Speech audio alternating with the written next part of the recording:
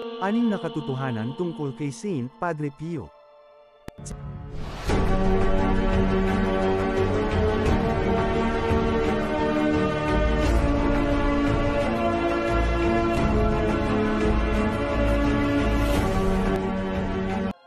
Anim na katotohanan tungkol kay Saint Padre Pio.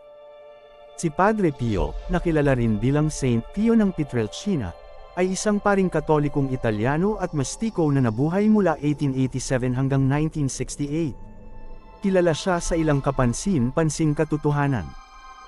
1. Stigmata. Si Padre Pio ay marahil ang pinakatanyag sa pagdanas ng stigmata, na siyang mga sugat ni Kristo sa kanyang mga kamay, paa, at tagiliran.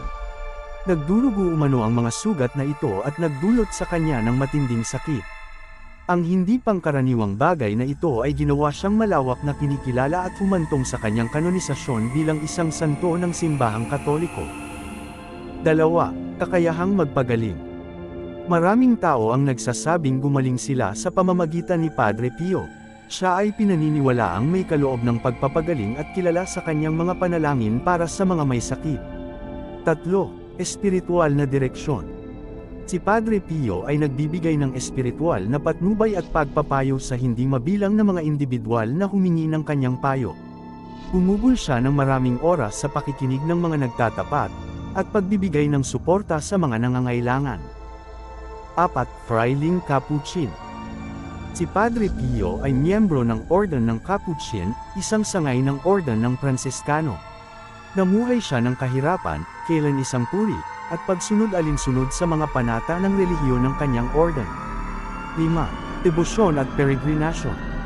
Kahit noong nabubuhay pa siya, maraming tao ang bumisita kay Padre Pio sa maliit na bayan ng San Giovanni Rotondo sa Italia, upang humingi ng kanyang pagpapala at panalangin. Pagkatapos ng kanyang kamatayan, ang kanyang dambana sa San Giovanni Rotondo ay naging isang pangunahing lugar ng peregrinasyon para sa mga Katoliko. 6. Kanonisasyon.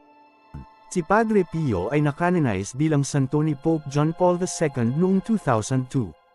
Siya ay madalas na pinarangalan bilang isang modelo ng kabanalan, debosyon, at pananampalataya sa loob ng simbahang Katoliko. Ang buhay at pamana ni Padre Pio ay patuloy na pinagmumula ng inspirasyon at debosyon para sa maraming Katoliko sa buong mundo.